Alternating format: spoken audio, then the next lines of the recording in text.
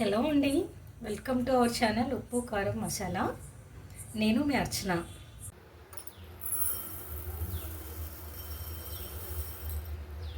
ఈరోజు నేను చేయబోయే రెసిపీ పరమాన్నం అండి. మనం రెగ్యులర్గా పండుగలకి లేదా చిన్నపిల్లలకి ఇవ్వడానికి చేస్తూ ఉంటాం కదా. పిల్లలు చాలా ఇష్టంగా తింటారు.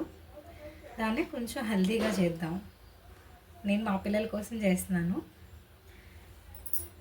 ఇవి ఇంగ్రీడియంట్స్ అండి: రైసు, పెసరపప్పు, సగ్గుబియ్యం అండి. ప్రాసెస్కి ముందే మీరు ఎప్పుడైతే చేద్దాం అనుకుంటున్నారో ఒక అరగంట ముందు నానబెట్టి పెట్టుకోండి. అన్నీ కూడా పెసరపప్పు వేయించి నానబెట్టుకోండి, టేస్ట్ చాలా బాగుంటుందండి. నేనైతే ఒక చిన్న గ్లాస్తో రైస్ తీసుకున్నానండి. ఏ గ్లాస్తో అయితే రైస్ తీసుకున్నానో అదే గ్లాస్తో అర గ్లాసు పెసరపప్పు, ఒక అర గ్లాసు సగ్గుబియ్యం అండి, 2 గ్లాసులు బెల్లం, పాలు ఒక పెద్ద గ్లాస్తో ఒక గ్లాస్ తీసుకున్నానండి. అంటే మెజర్మెంట్ గ్లాస్తో ఒక 4 గ్లాసులు ఉంటాయి. మనకి థిక్నెస్ని బట్టి కొంచెం పాలే కానీ నీళ్ళు కానీ ఏమైనా యాడ్ చేసుకోవచ్చు.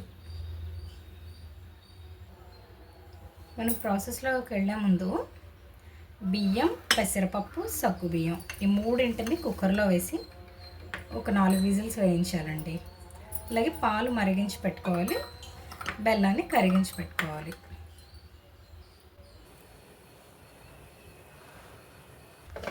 బియ్యం, పెసరపప్పు కుక్కర్లో వేసుకునేటప్పుడు నీళ్ళ కొలత 1కి 2 గ్లాసులు అండి. ఇక్కడ మనకి 1 గ్లాస్ బియ్యం, అర గ్లాస్ పెసరపప్పు, అర గ్లాస్ సగ్గుబియ్యం కాబట్టి మొత్తం 2 గ్లాసులు. అంటే వాటర్ కొలత నార్మల్గా అయితే 4 వేయాలి, కానీ పెసరపప్పు కాబట్టి 1 గ్లాస్ ఎక్స్ట్రా వేసుకోవాలండి. మొత్తం 5 గ్లాసులు వేయాలి. పెసరపప్పు ఎప్పుడైనా నార్మల్గా కుక్కర్లో ఎప్పుడు వేసుకున్నా సరే 1కి 2 గ్లాసులు అయితే చాలా గట్టిగా అయిపోతుందండి. 1 గ్లాసుకు ఒక 4 గ్లాసులు వేసుకుంటేనే పర్ఫెక్ట్గా ముద్దగా ఉడుకుతుంది అనమాట. మరీ గట్టిగా రాదు, మరీ మెత్తగా రాకుండా వస్తుంది. అందుకే ఇక్కడ ఎందుకంటే 2 గ్లాసులకి నేను మొత్తం 4 వేయాలి, 5 గ్లాసులు వాటర్ వేసాను. స్టవ్ మీద చూడండి, ఒకేసారి పాలు, ఇక్కడ బెల్లం కరిగిస్తున్నాను. ఇక్కడ కుక్కర్లో రైసు, పప్పు పెట్టానండి. కుక్కర్లో వేసిన పప్పు 4 విజిల్స్ తర్వాత ఇలా అయిందండి. దీన్ని బాగా మెత్తగా చేసేసుకోవాలి, విస్కర్తో కానీ లేదా గరిటెతో కానీ. వేడి మీద ఉన్నప్పుడే బాగా కలిపేసుకుంటే బాగా మెత్తగా పేస్ట్లా అయిపోతుంది. మరిగించి పెట్టుకున్న పాలను ఇందులో మిక్స్ చేసుకొని స్టవ్ మీద ఒక 2 నిమిషాలు ఉంచాలండి. ఉంచిన తర్వాత లాస్ట్లో ఇంకా దించేయడానికి 1 మినిట్ ముందు మాత్రమే బెల్లాన్ని మిక్స్ చేసుకోవాలి, లేదంటే పాలు విరిగిపోతాయండి. ఇలా బాగా కలిపి పెట్టేసుకున్నాం కదా. ఈ పాలు, బియ్యం కలిసి ఒక్క ఉడుకు పట్టగానే బెల్లం వేసేస్తే సరిపోతుంది. ఎందుకంటే పాలు ఆల్రెడీ మరిగించేస్తాం మనం, దీన్ని కూడా మెత్తగా ఉడికించేస్తాం కాబట్టి. ఇది ఉడుకు పట్టేలోపు మనం కొంచెం డ్రై ఫ్రూట్స్ని రెడీ చేసుకుందాం. డ్రై ఫ్రూట్స్ అనేది కంప్లీట్గా ఆప్షనల్ అండి, మన ఇష్టం, నచ్చితే వేసుకోవచ్చు, లేదు అంటే లేదు. వీటిని కొంచెం లైట్గా వేయించి నేతిలో వేసుకుందాం. చూడండి ఎలా ఉడకపడుతుందో. ఇందులో ఇప్పుడు మనం ఏదైనా స్వీట్లో ఒక చిటికెడు ఉప్పు వేసుకుంటే చాలా టేస్టీగా ఉంటుందండి. మరీ ఎక్కువగా చిటికెడు అంటే చిటికెడు. అలానే యాలకుల పొడి అండి.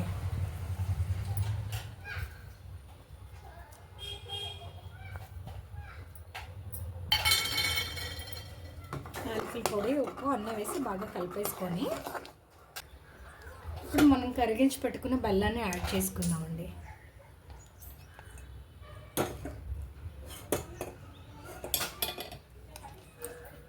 బెల్లం యాడ్ చేసాక లో ఫ్లేమ్లో ఉంచండి. స్టవ్ని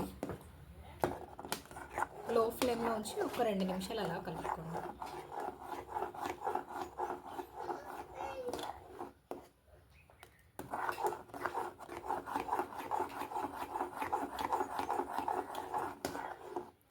ఇది ఒకవేళ పలుచగా అనిపించినా ఏ ఇబ్బంది లేదండి, చల్లగా అయ్యేసరికి గట్టి పడుతుంది.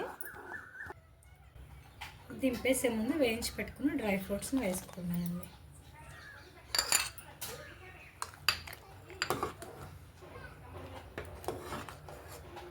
హెల్దీ టేస్టీ పరమాన్నం రెడీ అయిపోయిందండి.